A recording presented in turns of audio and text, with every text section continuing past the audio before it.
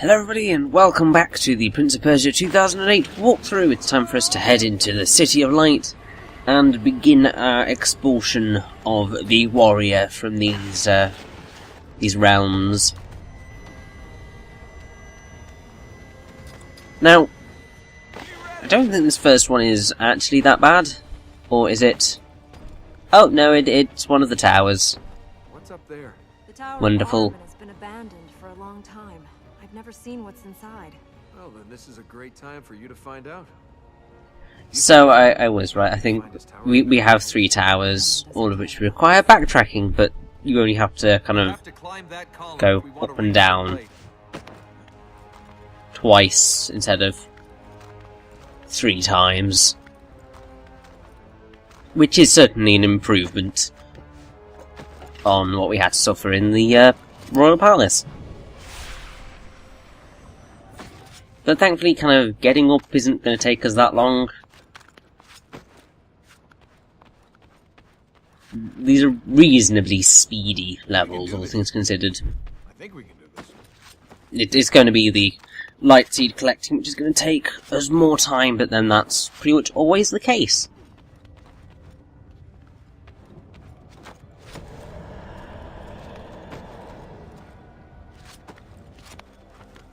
It's also in the City of Light that we basically run into all 3 of our We should be able to reach the ledge on that hazards, I suppose, because we have the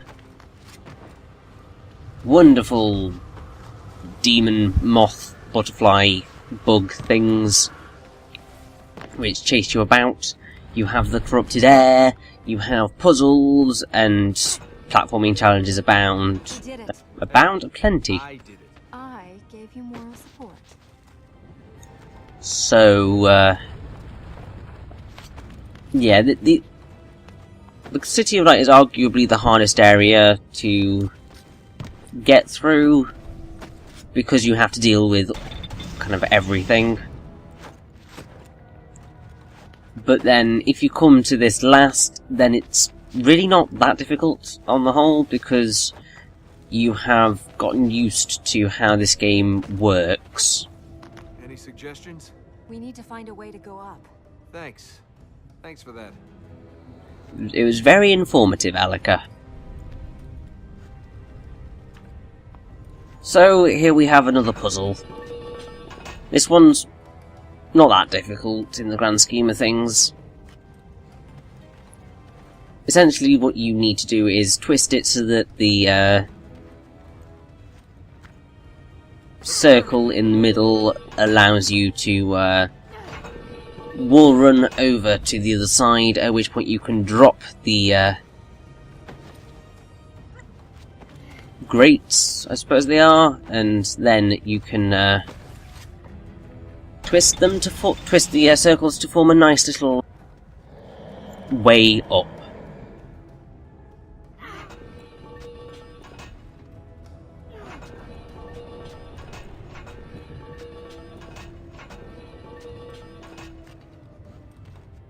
Also, don't do what I've kind of just done, because you need to make a neat path up, and what I've just done isn't gonna work, basically.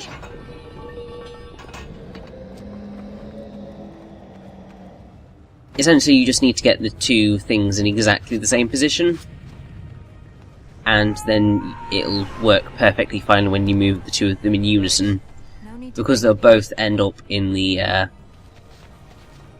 positioning of a upper right quadrant forming, instead of kind of not working out. I hope that made sense. It might not, but you can see how it works. You basically form a nice neat line all the way up, and that means that you can get to the top, which is where the warrior is going to be waiting for us in one of his weird types of battles.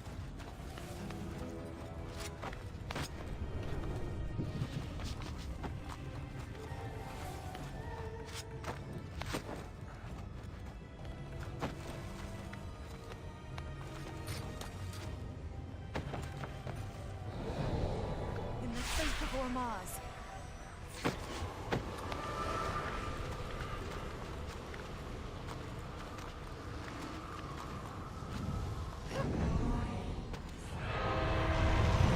How did he get up here? Who cares? Push him back down.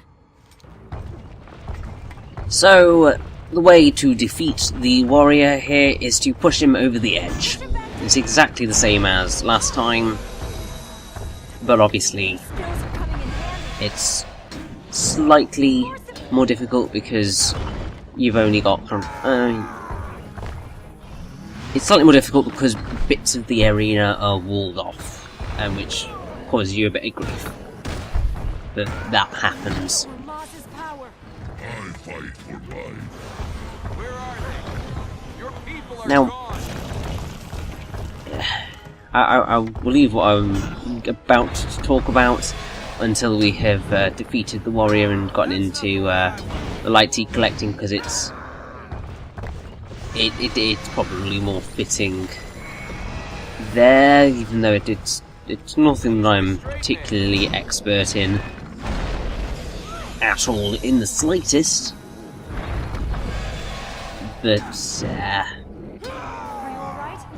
it's gonna give us something to talk about. Whitey, get out of this place.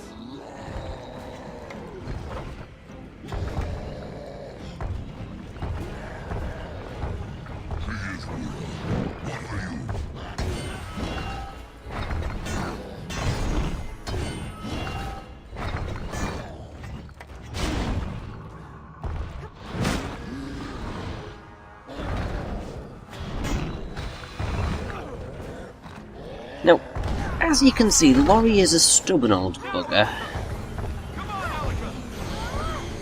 You're generally safest using Elika to get him down, because she has the greater reach, and that is very, very, very helpful. Also, you can't be successful on that quick time event if Elika is down, which is what I realised right then.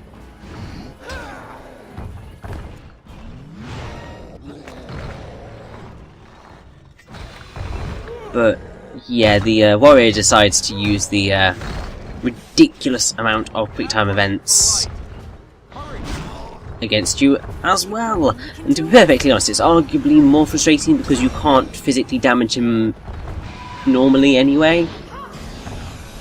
So the only thing that the quick time events do is prolong the fight of being able to get him to the edge enough. You want to heal this place before he finds a way back up here? That would be a good idea, I think. Tell me more about this place. There isn't time. We should go on.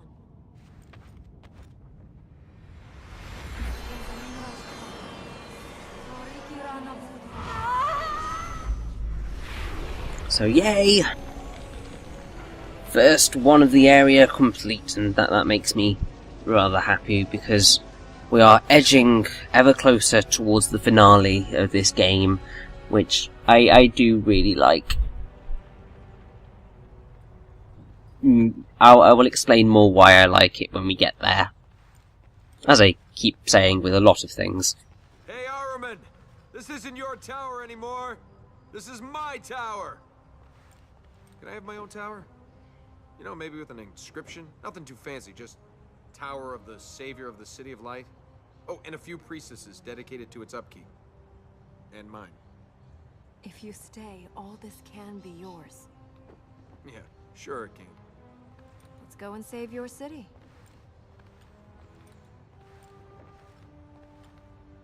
I have to say the prince is getting a little bit cocky there, but I'll forgive him. He is voiced by Nolan North after all, so that's fine by me. How do we get down? We go straight down. So, yes, we just need to pick up our light seeds and begin the first of our 2 descents. When I die, I want to come back in a place exactly But unlike thankfully this descent is slightly more involving than the ones in the Royal Palace, because you're kind of constantly jumping and manoeuvring rather than just merely sliding. Now, what I was going to talk about, and I'm kind of only gonna glaze over it because I'm using a source which I wouldn't, well, which isn't necessarily completely trustworthy, but which for the purposes of providing a general overview may be as good as I'm gonna get, considering how much I am not an expert on Persia and Iran.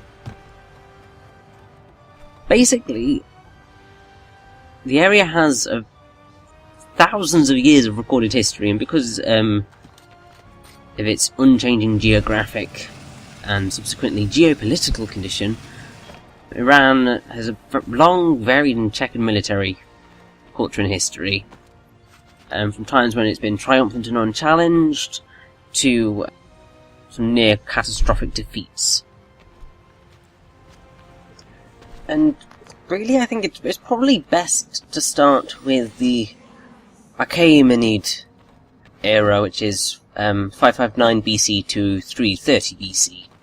And basically it's kind of the first of the Persian empires to rule over significant portions of what is called Greater Iran. Ahriman doesn't stand a chance. The empire apparently possessed a national army of roughly 120,000 to 150,000 troops, plus several tens of thousands of troops from allies. Every seed helps us. And usual tactic, apparently, in the early period of the empire was to form a shield wall that archers could fire over, which sounds remarkably like the Roman tortoise shell. And the bow was the most widely used weapon of the Persians,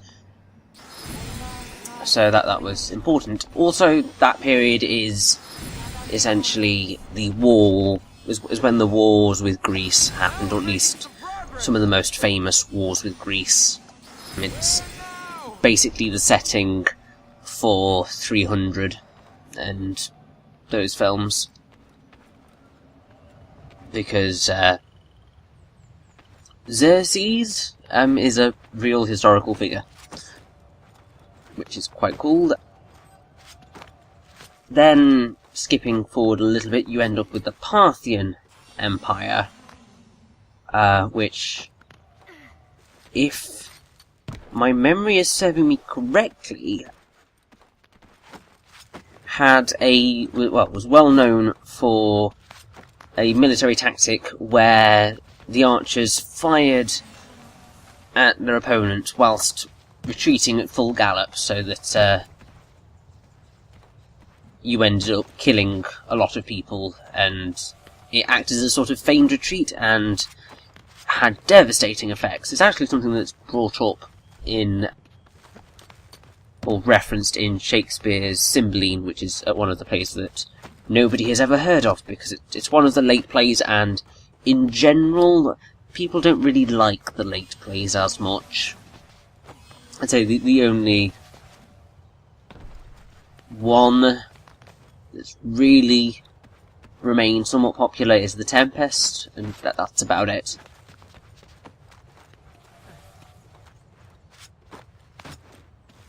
Then you get to the Sassanid era, which basically restored Achaemenid military organisations, but retained the Parthian cavalry model, and apparently that served them well. Then there was an Islamic conquest, which led to the decline of Zoroastrianism, so that is why it doesn't really exist anymore. What's the catch? And This city can be mine. What's the catch? then, yeah, that's about all I think I'm going to go into, because that's probably the only stuff that is physically useful to us. The rest of it is just normal history, which you may want to know, but you can go into that if you like in your own time. So, I guess the next thing that I'm gonna talk about, I don't want to rush myself, but there was actually a Lego set of Prince of Persia. So it was released in 2010, and there are only 6 available sets, and basically it was based off of Prince of Persia: The Sands of Time, the film, which I will probably go into in the next part or so.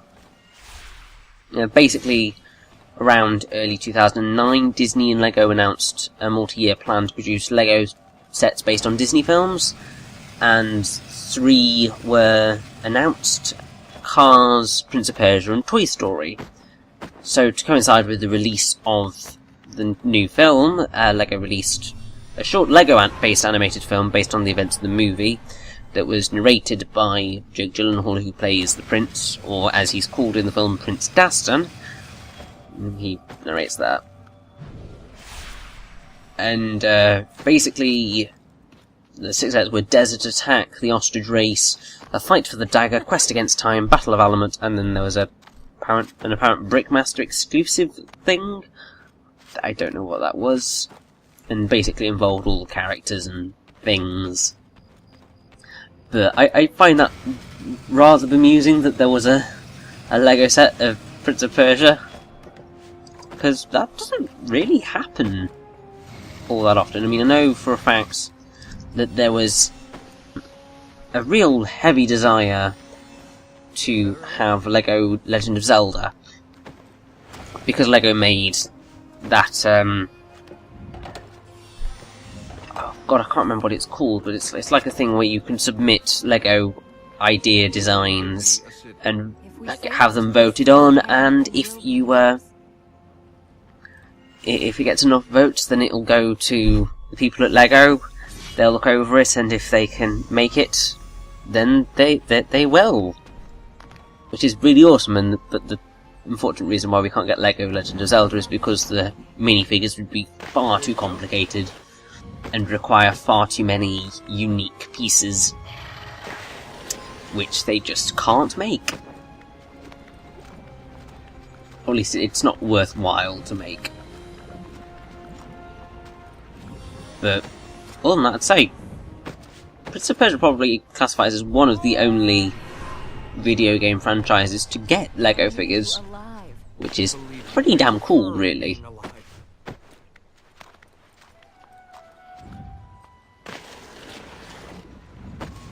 Now, the slightly annoying thing about this area is that you have to go all the way around to be able to get the other, well, to be able to get on the way back. I mean, it kind of happens everywhere, but this one is a particular case of there is no way to get all the light seeds without doing this. Are you keeping count of how many I've finished? Let's go on.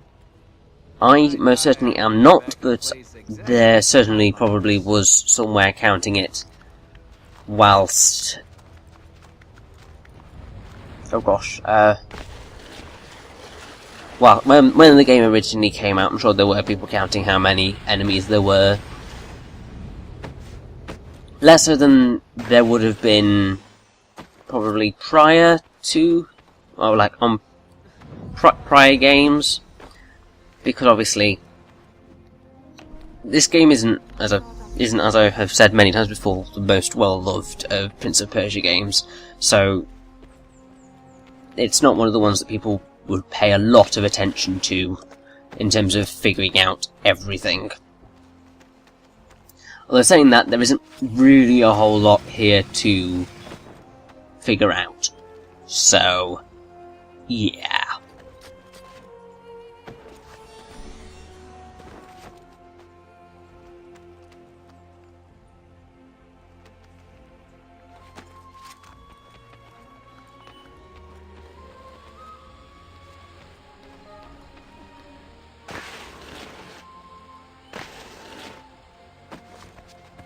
This way.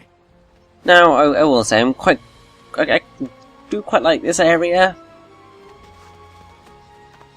I mean, I don't quite know what it is, because, I mean, it's kind of a relatively large amount of disparate things, with corruption sitting beneath you. But it's a nice little, it's another nice little variant, because obviously we've had the more ruinsy type area, we've had the mechanical, sciencey area, we've had the rich and slightly excessive palace, and now we get into the place where they lived. It's a city. Even though, saying that, towers, not exactly the most city-like of places, although, in saying that, there's only one part of the City of Light which is called the City of Light. The rest of it is towers. So there's Tower of Ahriman, Tower of Mars, and the Queen's Tower, I believe. So, yeah. I think it's also kind of at this point that you also get to see even more development in the relationship between the Prince and Alaka, which is always really awesome. There you go. And I am very, very, very glad that I defeated him before he spawned, because I just get fed up fighting those guys. They just kind of waste time, and I really dislike things that waste time. It's awful, but it's true.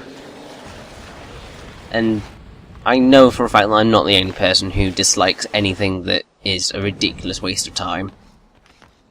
I mean, it's basically why I edit things in my walkthroughs and playthroughs, and why I know a lot of other people do too. Because the worst thing, the worst feeling you can have after watching a video or playing through a game is that you wasted your time.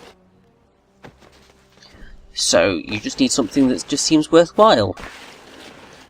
And now that we have got all the light seeds in the Tower of Ahriman, Anywhere else? I believe we're heading off to the Queen's Tower to sort out another fertile ground, and Grounds are there? Where should we head next? yes, and to answer the Prince's question, we have 3 fertile grounds left. Let's do this.